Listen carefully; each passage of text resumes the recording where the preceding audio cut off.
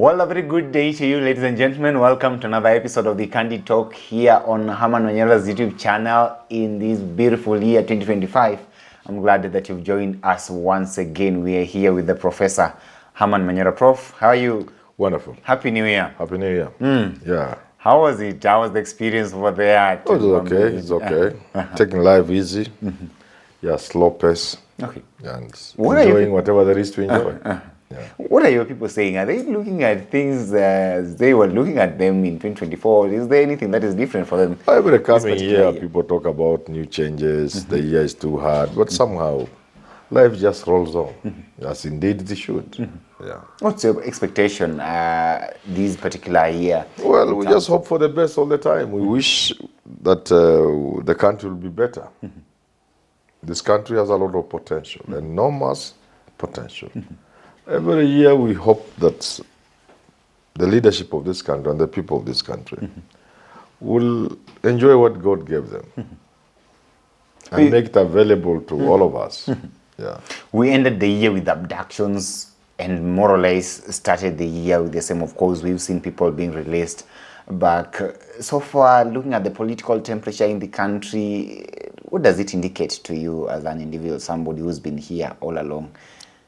I think we are at a gathering stage. Those who see a storm, it's gathering.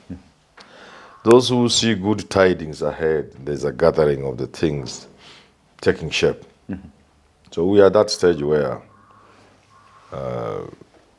we almost, each side is optimistic that what they are looking for is cooking. Yeah, it's boiling nicely.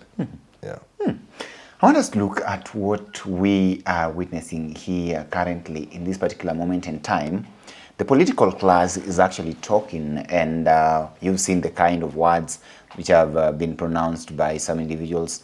Those who are telling the president that those who think that you are going in for a one term are totally dreaming. You've had the words of Oscar Sudi, the Kapsaret member of parliament. We've also had, of course, the words of Farah Malim, such kind of unfortunate words from a leader of that standard. Of course, we did not expect such kind of things, but here we are. What do you make of this particular moment in time? Do you think that perhaps these people are actually telling the president the truth, that he should not get worried at all, going by the indications of how things are moving in this country? But to answer your question, and I wish to refer the same to the president and his men, and to another Kenyan who aspires for national office. Just read was it a letter or an article written by a man who was recently sworn in as president of Ghana, President Mahama. When he lost after his first term, he wrote something down, and it's circulating. People should just read it. He said he lost because he listened to charlatans, people who didn't mean good for him and for the country. It's there, they should read it, and that's how it plays out. Uhuru and Raila lost because they listened to the wrong people. And they told them everything was going well. All the time, whenever there's an election, there is a tendency of the wrong people getting close to the candidate. And by so doing, displacing the right people. A friend of mine was running for office. And he was very attractive. After some time, I noticed he had very little time for me and 2 other people who had been there initially. And finally, we were edged out. So I did a text to him. I still have it. I told him, when you are contesting for high office, there will always be people who don't mean good. Brokers and conmen. They have very sweet tongues. But the danger they pose is to remove good people from you. I still have that text. Yeah. It is true. It happens. Even with seasoned politicians like Raila, there will be people who are around him. Even this AU thing. You look at the men and women around you and this is the best Raila can get. The answer is certainly no. So I don't blame Ruto. It's a common problem. It happened to Bill Clinton until Hillary Clinton put her foot down and chased away some of those guys. I think so. I can't recall the story very well. But it's something similar to that. Re-engineering your campaign team. Yeah. It has happened to Raila. Even your friend Willis. was once dismissed as, as a man told, leave, you are not adding value to the campaign. So, yes, the president will be told things by people. A good number of them don't mean well. Another number don't understand things. Others are overzealous. There are a few tribalists who will surround the president, and so it is up to the president to pick the right advice and hear from the right people and benefit from the right people. Yeah. Okay. Prof, on that very note, I want us to look at the kind of shift that we are actually witnessing in the country, because it's like the president decided to go ahead and solve the political problem that is here. Once I had a conversation with you, and you told me, actually, the reference to Uhuru's decision of going back in 2018 to shake the hands of Raila and actually close those ties back then. You told me here that what Uhuru decided to do was actually solve the political problem, because you cannot solve a governance problem without solving the political problem. It seems that is the same thing that the president has decided to do this particular moment in time, because he's reached out to all these individuals, and it appears as if Kenyans are thinking otherwise, that so far the political class have decided to cluster themselves together and then leave the countrymen on their side. How do you think this is going to play in the long run? Do you think that by now trying to solve these political problems, by trying to bring in people from all sides of political divide, maybe help the president actually to escape maybe wrath of the people at this point in time? You know, it's a little more complex than that. And, you know, everything must be understood within the right context, within its own context. And the situation in which something happens determines a number of factors. So, for example, now, the political problem and the other problem, mainly the economic problem, are arranged in such a way. The economic problem, the issues bedeviling Kenyans are sticking out. They are so predominant. They are crying out so loudly. You cannot solve those problems by so-called the political problem, solving the political problem. In 2018, the political problem was overwhelming. After the elections of 2017, the problem of this country was political. Was the legitimacy of the Uhuru government and a rebellious opposition that threatened to tear the country apart. Today, what can tear the country apart is not the politics of the country. Of course, finally, you must factor in the politics. But it is the really issues. They are so pronounced that you cannot solve the question of hunger by making John Mbadi the CS Treasury. I don't know whether you get what I'm saying. You cannot stretch your hand to greet Ruto, Raila, and then the problem facing university student goes away. Ruto cannot stretch his hand and shake Uhuru's hand, and the cost of living goes away. No. The suffering that Kenyans are going through cannot be solved by arranging the political chessboard. No, cannot. So you're saying that the situation this time around is actually different to what we witnessed in 2018? Yeah, yes. Then the big problem was the political problem. How do you keep the country politically safe, if you wish? Yeah. Okay. Today, the question is different. How do you manage Kenya with all the outrage, with all the cry and the suffering, and the anger and the pain arising out of really hunger, really problems? People have children at home, they are not taking them to school. You cannot be hypothetical or political about that. You know? the health sector is in a mess. You have to sort it out. It's not a question of bringing in Kafogo into government, or Paranya, or Mbadi, or whatever, whoever you brought it, including the girl from Turkana. No. If people are not accessing health, you cannot solve it by bringing some people into government. Yeah. Okay. If the taxes are weighing down on Kenyans, if people look at their payslip and they wonder why they are working, is it really worth working? By bringing my friend Mutahi Kagwe into government, you haven't solved the problem. The problem is there. And it's so pronounced that whatever games you play at the political level will not help. Yeah. So The sooner they know that, the better. what are we actually witnessing here? Because I'm looking at a situation whereby maybe the president looked at the situation and he thought that maybe political instability for him is more pronounced, and that way he may actually get to solve the problems that people are facing right now, because he's talking of bringing in experts from the opposition side and, of course, the Uhuru Kenyatta allies, whom he actually hope will help him in terms of solving the problems that are bedeviling Kenyans at this point in time. You see, Ruto can stand on a rooftop and call Raila all the names and tell him off. But so long as Raila's people are able to put food on the table, they won't care.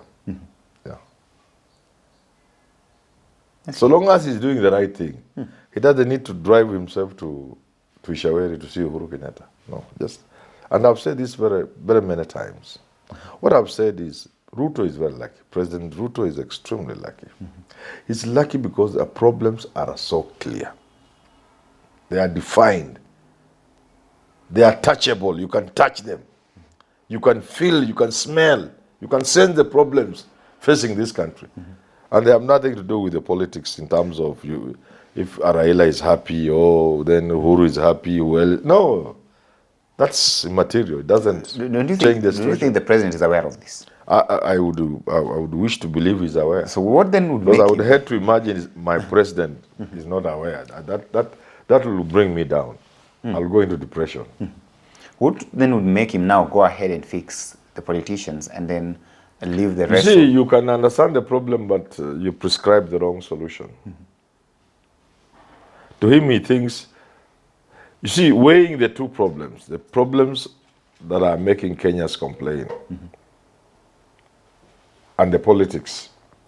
He thinks if you take care of the politician, then these ones will go away. But the truth is, if he takes care of the really problems facing Kenyans, then Kenyans will not care about Raila or Uhuru or anybody else. Yeah, they can go to hell. Okay. So Ruto doesn't need even to meet them even one day. They can meet over a cup of tea. Yeah. So what you're saying here is that Ruto would have taken his work seriously, Yes.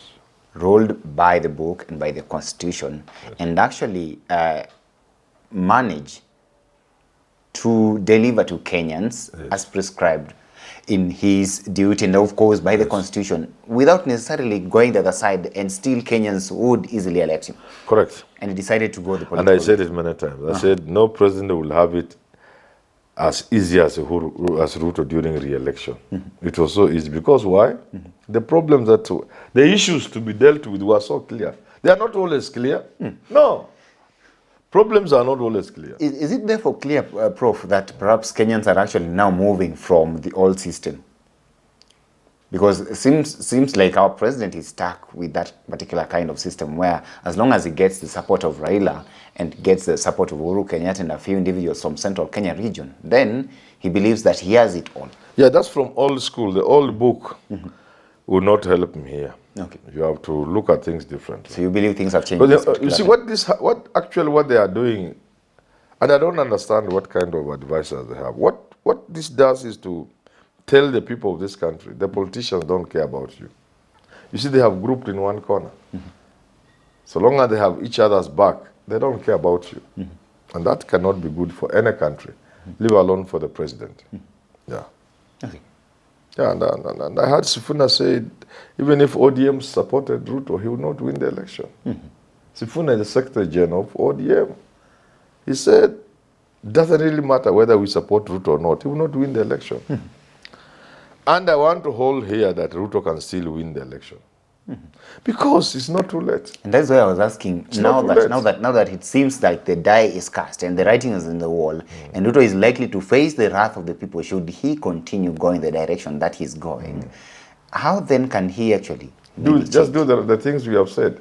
But we've Abandon Raila, abandon Uhuru, abandon... In fact, what if Ruto today, I'll just wake up on Monday and ask my cabinet to resign. Tell them, all of them, to go home. And then I constitute a lean cabinet of 15 people. None of them will be from Raila or from Uhuru. None. They will just be my people. My people not to mean the Kalenjin. My people to mean people who belong to Kenya Kwanza. They are Kenyans. Kenya Kwanza is spread across the country. If you want a Luo who's Kenya Kwanza, they are there. They will be just the way he had constituted his first cabinet, not in terms of the material, the suitability, no, but in terms of the spread. There were Luos, there were Luyas, all those kind of things. Kikuyus were there and so on and so forth. In that manner, without reference to Raila or Ruto or Uhuru, but competent men, really competent men. And then I proceed to do those things that Kenyans want done. And I'll be re-elected. Yeah. The Kenyans who actually believe that... Ruto will not even campaign. Why would he campaign for re-election? No. Just look at the taxes and lower them to reasonable, to manageable levels. Yeah. So if he did the right thing... Look at Shisha. Get an interface between Shisha and NHF and work out something that works. Look at the failed university funding arrangement. Abandon it. In fact, offer free university education because we can afford it. Okay. As we wait for free primary and secondary later. And he will not even campaign. He can even go on holiday. So you're saying if he did the right thing, he wouldn't even have to struggle with all these things you're witnessing here right now. But so long as you are not doing the things that you ought to do, even if you have anybody, whoever it is you have on your side, you will still have to struggle. I'm not saying you will not win, but the kind of energy you will use, the amount of struggle Ruto will use in 2020, this will become clear to him in 2026. The amount of struggle Ruto will have to go through to win this election, if he will win. He will keep asking himself, why didn't I listen to people like Manyora? It was not necessary. You've talked of him bringing in on board competent men. We've seen the cabinet sacked. We've seen others brought in. We've seen reshuffles done. Oh, those were political and these things are not actually working. No. So to say, because according to you... No, what President Ruto has been doing is playing the political game. Putting out fires. Prof, the people who believe, actually, the Kenyans who believe that the problem is the president, that regardless of whoever he brings on board, still will be stuck at this point to some extent, yes, but you see, by the time he gets to bring serious men and women on board, he must have realized at that point that things have to change. And I would therefore want to believe. There's no way the president can get Manyora to cabinet if he doesn't want Manyora to work. He will not try. So if he gets men like me into cabinet, by that time he will realize it has happened. And that's how in history I like Bismarck. The king thought people like Bismarck were nothing. But when things got rough, he went looking for them. And they did not only change Prussia or Prussia, they were pronounced it, or German final after unification of Germany. It changed the course of history. Forever. Okay. It redrew the map of the world. And the world changed forever. And therefore, by the time Ruto brings in the right men and women, he will have realized this need for change. And those men and women he will bring on board will find space to work. Because they will be coming in to change things. Yeah. So far, so good. We've seen a president who's decided to place the political class, antagonize the common mwananchi, especially the young people, going by the public perception on how his critics have been treated so far. Yes. Do you then think that perhaps if he continue going this way, then 2027 definitely is going to be a very tall order for him? Of course. I have said if the president doesn't change, I don't want to say he should forget about 2027, but I want to say for sure it will be so rough. It will be so rough that in the middle of the campaign, he will be asking himself these questions I'm saying. He will be asking himself, why did I bring myself this far?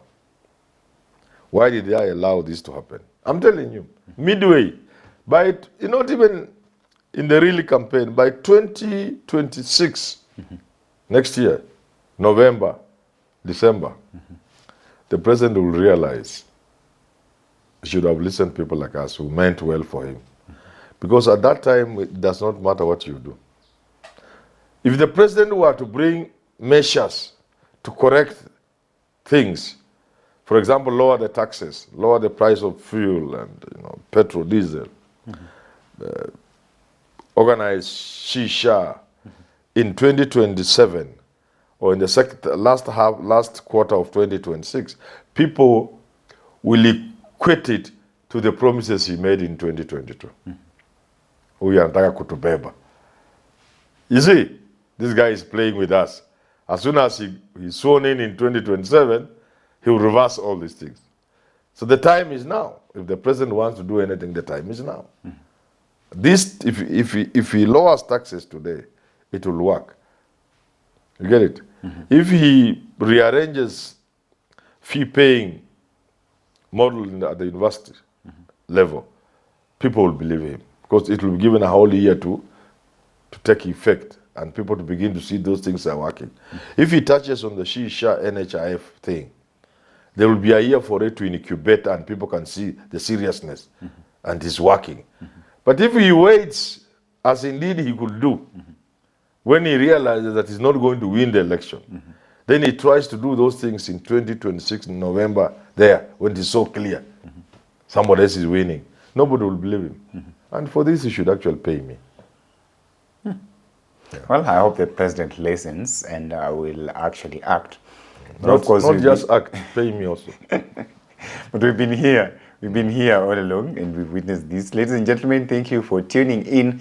Prof here is saying here that the king is naked, but actually those who are around him are cheering him on instead of actually trying to bring him maybe something to cover himself with. Well, let's wait and see what takes place. Till then, remember, our eyes are still focused on what is taking place in this country and across the borders, and we'll always bring you up to date with comprehensive analysis of the same. Thank you for being part of us. Thank you for being part of us. This year again, we begin, and we are here with Prof. Herman Manyora. Prof, till we have this conversation again, let's meet with our people. My name is Evans. Okay.